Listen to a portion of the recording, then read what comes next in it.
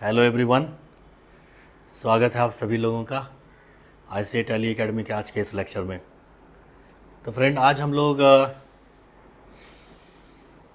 Accounts में एक कदम और आगे बढ़ाते हुए पिछले क्लास में हम लोगों ने पढ़ा था गोल्डन रूल्स क्या होता है, अकाउंट्स क्या होता है, अकाउंट्स को कितने भागों में बांटा है। अब उसके बाद हम लोग को पढ़ना था जर्नल एंट्रीज़। लेकिन जर्नल एंट्रीज़ को पढ़ने के लिए सबसे पहले आपको कुछ बेसिक्स टर्म्स, कुछ बेसिक्स वर्ड, कुछ बेसिक्स चीज़ों के बारे में पता होना चाहिए। तो वो सब टर्म को हम लोग समझेंगे कि अकाउंट्स में जर्नल एंट्रीज़ वगैरह करने में कौन कौन से कुछ कुछ ऐसे ऐसे वर्ड होते हैं जो आपको बार बार यूज़ में आएंगे, जो कि आपको बार बार काम में आएंगे। तो उसी को हम लोग यहाँ पे आज के क्लास में कवर करेंगे। एक ही लेक्चर में सारा का सारा कवर होना संभव नहीं है, तो इसको हम लोग कई पार्टों में बनाएंगे। तो फ्रेंड, हम लोग यहाँ पे सबसे पहली चीज़, जैसा कि आपको यहाँ पे दिख रहा है हेडिंग में क्या लिखा हुआ है, हेडिंग में लिखा है आपके बेसिक अकाउंटिंग टर्मिनोलॉजीज़, यानी कि अकाउंटिंग में यूज़ होने वाला कुछ बेसिक वर्ड है, कुछ बेसिक टर्मिनोलॉजी है, वो हम लोग यूज़ करेंगे, वो हम लोग समझेंगे बेसिकली, क्योंकि इसका यूज़ होता है अकाउंटिंग में जनरल एंट्रीज वगैरह करने में। तो सबसे पहले आपको यहाँ पे ये समझना है टाइप्स ऑफ ट्रांजेक्शन्स को। सबसे पहली चीज़ क्या समझनी है आपको? सबसे पहली चीज़ आपको समझनी है टाइप ऑफ ट्रांजेक्शन्स, यानी कि बिजनेस के अंदर में बिजनेस के पॉइंट ऑफ व्यू से ट्रांजेक्शन्स को कितने भागों में बांटा गया है।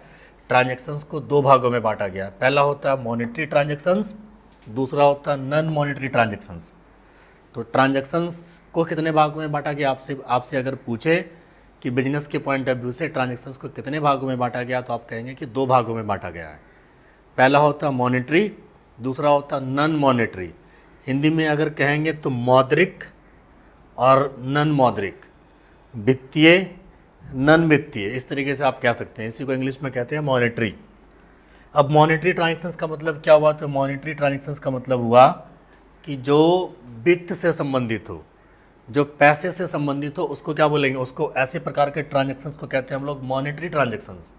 और कोई ऐसे प्रकार का ट्रांजेक्शन जो कि पैसे से संबंधित नहीं हो, पैसे से रिलेटेड नहीं हो, मुद्रा से संबंधित नहीं हो, यानी कि जो मौद्रिक चीज़ें होंगी, जो मॉनेटरी ट्रांजेक्शन्स हो जाएगा, उसको बोलेंगे, जो पैसे से संबंधित होगा उसको बोलेंगे मॉनेटरी ट्रांजेक्शन्स, और जो पैसे से संबंधित नहीं होगा उसको बोलेंगे हम लोग नॉन मॉनेटरी ट्रांजेक्शन।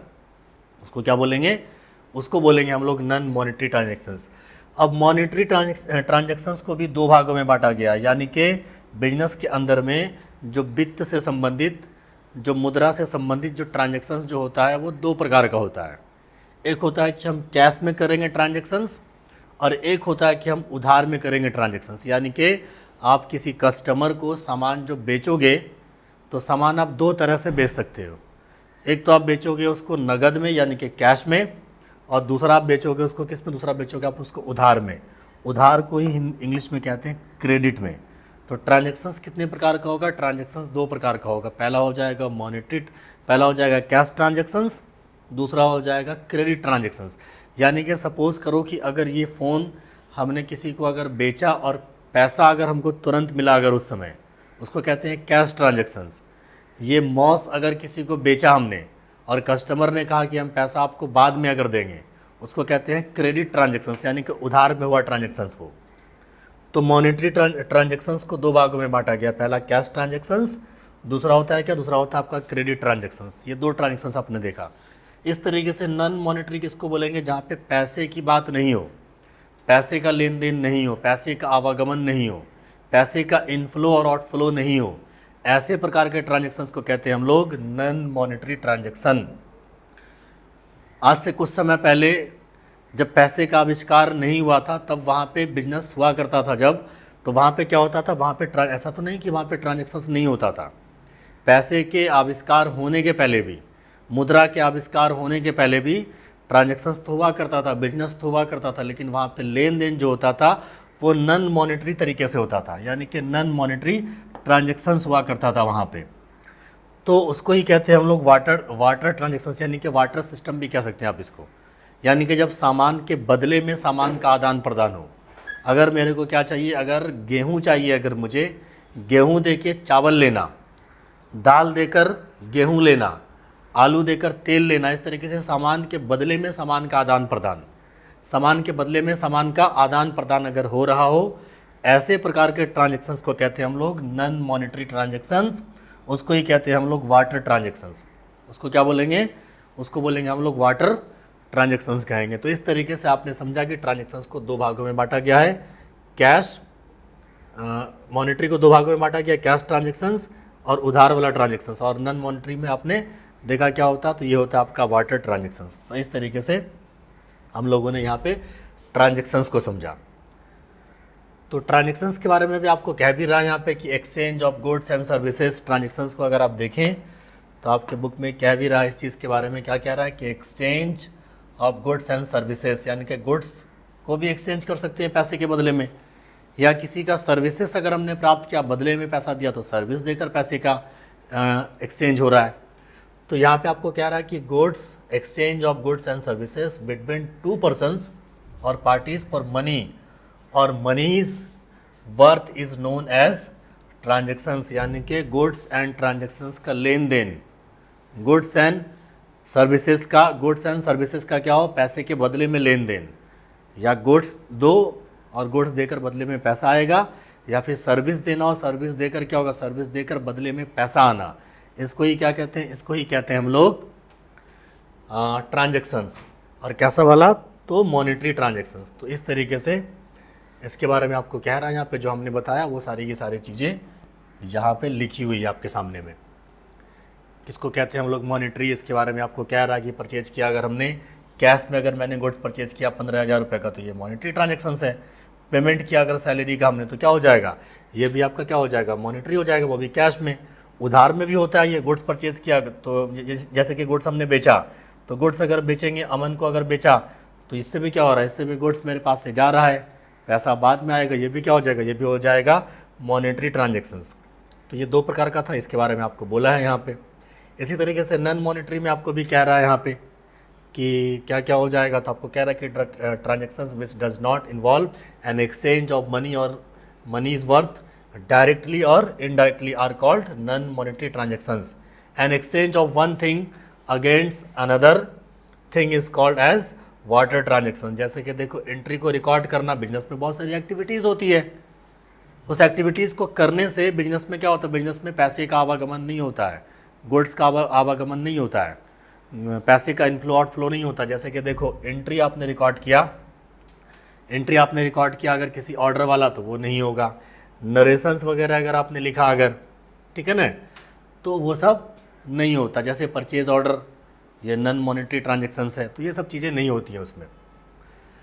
इसके अलावा नरेशंस क्या होता है? नरेशंस के बारे में ध्यान रखना कि नरेशंस किसी भी जनरल एंट्री का शॉर्ट डिस्क्रिप्शंस होता है। ये हम लोग आगे एंट्री जब बनाएंगे वहाँ पे इसका काम पड़ेगा। नरेशंस एक वर्ड आपने देखा यहाँ पे।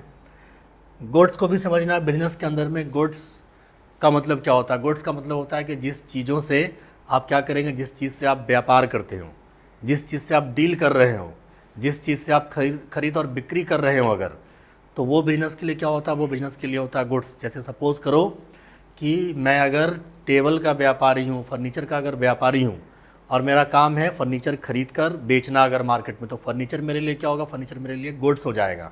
अगर मैं फ़ैन का व्यापारी हूँ तो क्या करूँगा? फ़ैन अगर परचेज और सेल्स करूँगा तो फ़ैन मेरे लिए क्या हो जाएगा? फ़ैन मेरे लिए गुड्स हो जाएगा। जैसे मैं लैपटॉप का व्यापारी हूँ, लैपटॉप अगर परचेज और सेल्स करूँगा तो क्या हो जाएगा? वो लैपटॉप मेरे लिए गुड्स हो जाएगा। लेकिन अगर लैपटॉप को मैंने यूज करने के पर्पज़ से परचेज़ किया बिजनेस में, तब हम लोग उसको गुड्स नहीं कहेंगे। इस कॉन्सेप्ट में बच्चों को हमेशा कन्फ्यूजन होता है।